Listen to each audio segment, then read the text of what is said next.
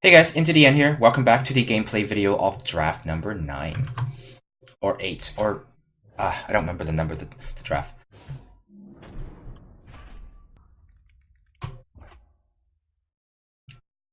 Okay, this is super easy. Redraw. Not good, not good. 4, 5, and 6 drop. Our mana is perfect though. Well, not perfect, but I believe we only have 2 Fire Sigil in our entire deck, and we drew both of them.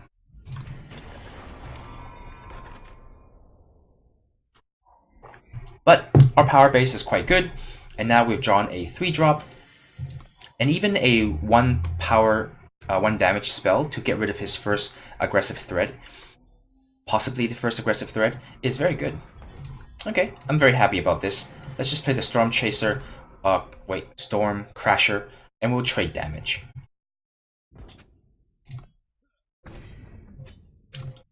Opponent is got a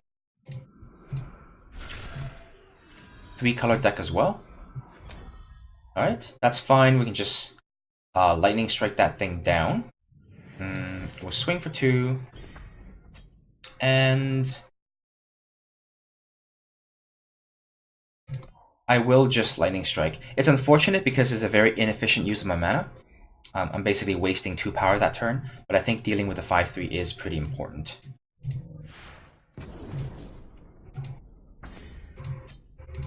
On the following turn, I will play the 5/4/4 here, and that should hold the ground.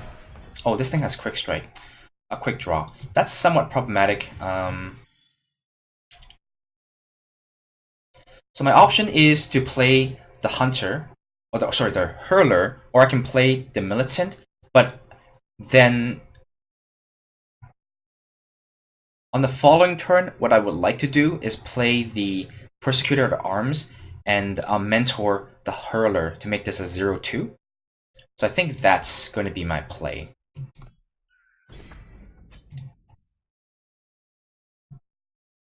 Yeah.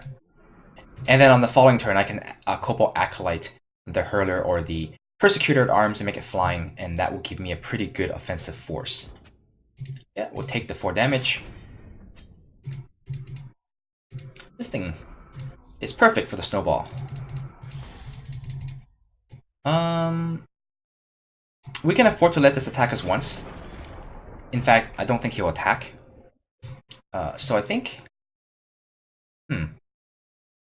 I'm actually wondering if I should just go ahead and mentor the 2/2 and make this into a 2/2 unit, because then I have a 4/4 to block with. No, let's just go all the way. I'll even attack him for 2. I don't feel like he has an attack. None of these cards can attack into my 4/4 except for the Sand Viper, but I don't suspect he will attack with the Sand Viper because he wants to block one of my 4/4s next turn. So I don't think my opponent will attack me unless he has some kind of a trick. What that also means is, if he does attack me, I have to be very careful. Okay, I guess he gets a free attack. This is quite a bit of damage. So I didn't think about that. He could have a removal spell. So this Seek Power is free. Let's just go ahead and play it. Alright, so now what do? I think the first thing I'll do is kill this 2/1. And then the next thing I will do is play... I don't need to give this thing flying right now. I don't plan to be attacking with it. So let's just go ahead and play the Militant first. It gives me a slightly higher upside if I draw any one of my weapons. Or the Emerald Ring.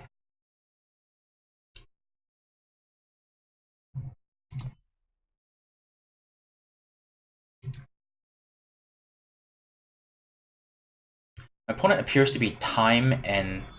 It appears to be a Praxis, a heavy deck. But he draw both of his Primal Sigils. Okay, I will not block. I'm not going to block because I can pump this next turn, making a 4/4.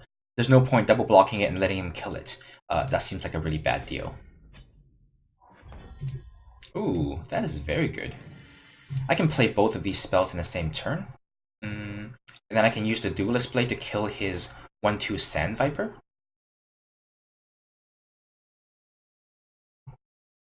Oh no, I kill I kill the determined stranger.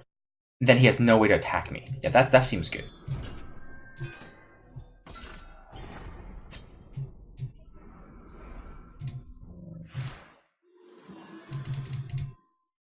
I don't know why I did that. I should have gave him self-flying because I'm an idiot.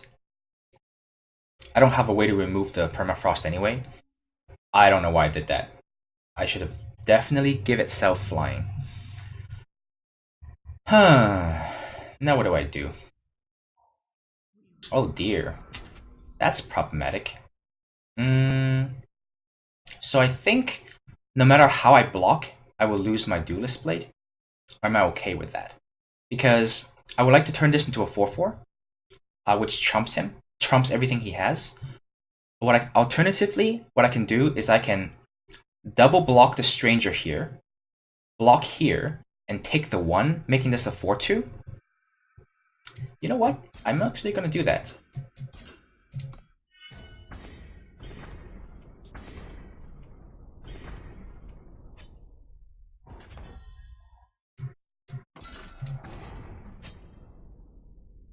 I realized that I lost an opportunity to make this into a 4-4, but, you know, I think this is pretty good. Oh yeah. So let's just go ahead and mortar this, kill this. Now he's got nothing in play, and I have a 4-4 in my hand. And still a 4-1. Yeah, I'll trade. This weapon has killed so many units. I did that because an alternative would be to play the Flight Lieutenant and then not attack him and then just hold it back and block his 3-4. But that opens me up to a lot of blowouts, like if he drew a trick, if he drew a removal spell, all of those things can be very bad for me. So I'm keeping these power in my hand because I want to trigger the flight. Oh no, he got a good card draw spell. Because this will trigger his in power when I have more units in play.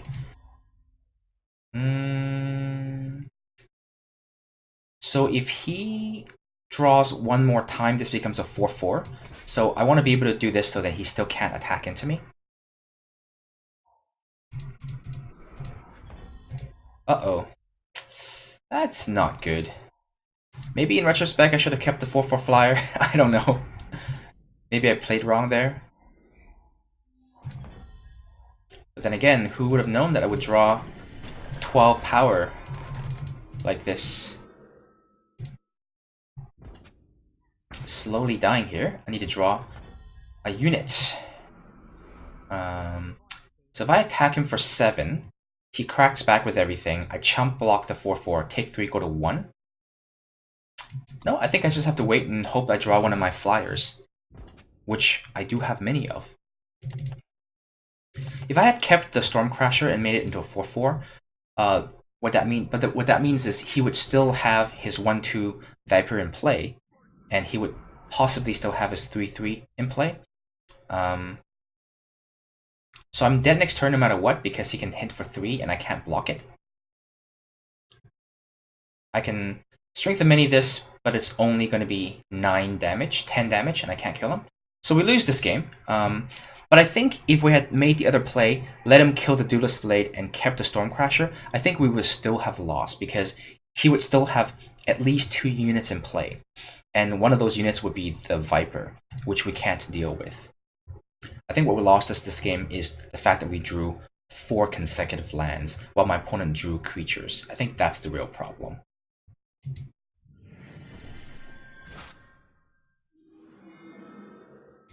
Yeah.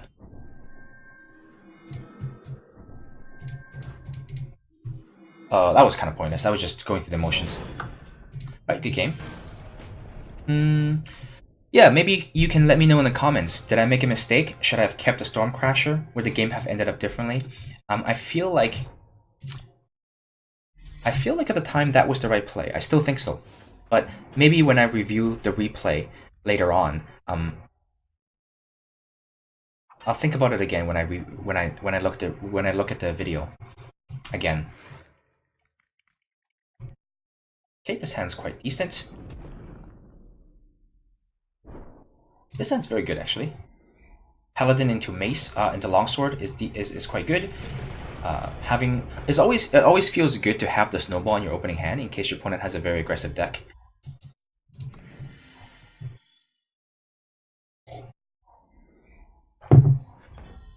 Alright, we'll play the Bright Mace Paladin here.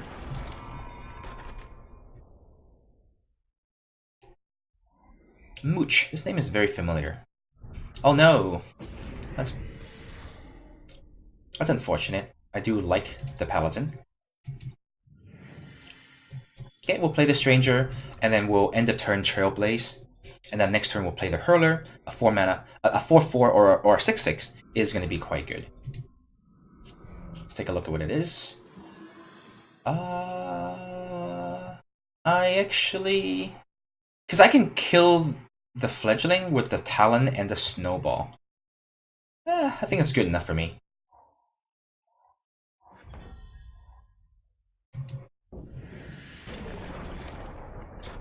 So if I play the Talon and the Snowball, I would have 2 mana left over, but I don't want to play the Longsword, so it's kind of a waste.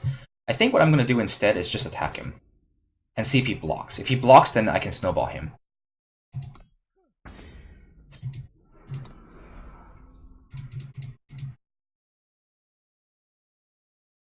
Oh no! Oh dear. Oh. That's problematic. So 4 mana will... I'm gonna have to kill this because 4 damage in the air is quite a lot. But I feel like I can delay that decision a little bit by attacking him with both of these units. If he blocks here, I can Snowball. No, I can't, because I do want to leave mana up to mortar that. So we'll just attack with this. In fact, I think we'll attack with nothing. Let's just... So how do I kill this? Do I want to use multiple spells, or do I just want to use the mortar here? I think I just mortar it. And if he attacks me, I'll block, and then I will Strength of Many, and hopefully he doesn't have a Finest Hour. Okay, that's fine, I suppose. Okay, now we're in some trouble here. That's... If he double blocks, this becomes a 6/6. I can do 7, 8, 9. I can do 9 damage in total if he blocks this. That's not good enough. So I think we have to put this on it. Now if I attack, he must double block. I kill this. I Strength of Many. This becomes an 8. This has 8. 9, 10, 11. I can do exactly 11 damage. Alright, we'll trade board then. Nope, he doesn't make the trade with me, which is more than fair. He's worrying about... Oh, wow. My opponent's deck is too good. I mean, obviously it was a mistake to not kill the Fledgling, but Beast Color's Amulet is an uncommon, so I can't really play around it. But he has really good removal cards. Yeah, my opponent has really good removal. Very high card quality. I need something good to keep me in this game. Well, let's kill the 2/2 first. That's... I think I'm dead. If he attacks me with both units, I have to chump block. And there's not very many things I can draw that beats a 7/9. I think 7/9 is a little too big. Yep, too big for even the Shieldmen. Okay, so we're now 0-2. I think my deck is better than that, but... Maybe you guys can let me know, am I a noob for not killing the Fledgling when I could? Because certainly if I killed the Fledgling that turn without the 5/5 in play, I don't think I would be dead. But that's hindsight though, right? Hindsight is always 20/20. You always know what you did wrong once your opponent has shown you what he has. But in any given game, I don't think I have to make the assumption that my opponent has cards like Beast Color's Amulet. I think playing around commons might be okay, but playing around uncommons or rares may be a little bit too much.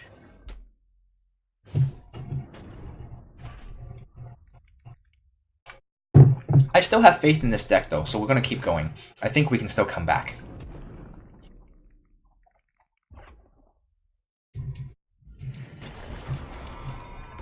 We're going to grab the fire because there's no cards in my deck that requires double primal.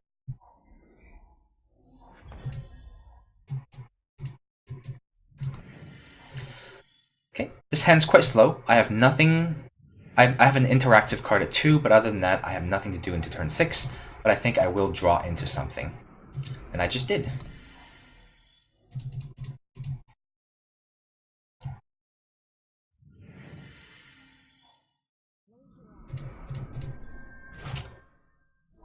Alright, Cranberry Healer. There's no point putting the longsword onto anything because it can't beat the healer anyway.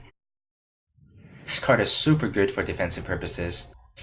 Wow, I am curving out quite well. I think I will put the longsword onto the Warden though. A 6/6 Aegis is very powerful.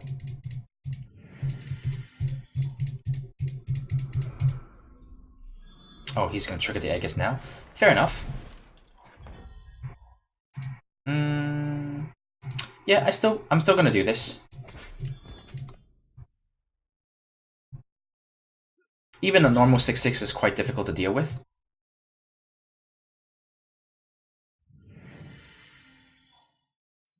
Okay, so it shrinks by 2. A 4/6 is still good, but I can't beat the Cranberry Healer anymore, which is kind of unfortunate. Attack with both of these because with the Strength of Many, I can kill his 4/4.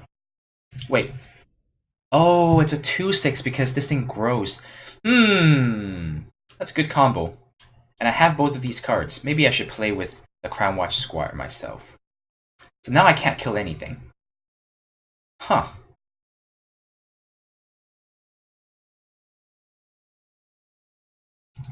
Well, let's attack with both of these units and see what he does. He's got to suspect some kind of a trick. The funny thing is with the Strength of Many, I actually can't kill this unit with the Strength of Many. He's probably playing around in Finest Hour though. Yeah, that's fair. I'm going to kill the 4/4 because it does more damage.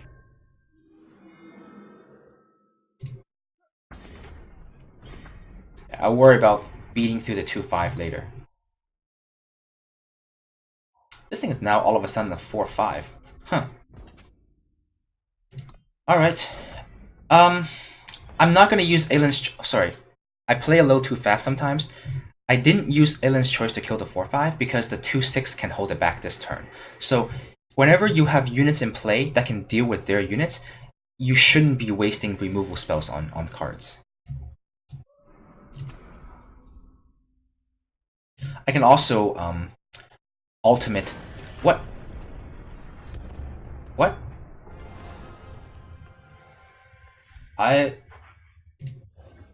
Okay. I don't think my opponent conceded because he thinks he's losing, because he's definitely not losing. I think he's conceded because he has somewhere to go.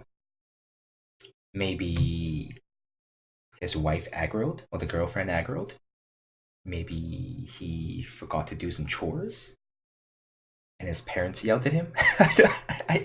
I don't think he was losing that game at all. I don't think there's any reason for him to concede other than non-game related reasons. So that kind of sucked because we got a win, and it's not a real win. Well, I still think this deck can go 7-2. I think this deck is quite good. I think we have to play a little smarter, maybe slow down our plays a little bit and think about it a little longer and not just kind of autopilot through our turn. But I'm going to end the video here and record the next games in the next video. And stick with me though. I do think this deck can win it. The very least 4 more games to go to 5-2, but hopefully 7-2. Okay? Thanks for watching.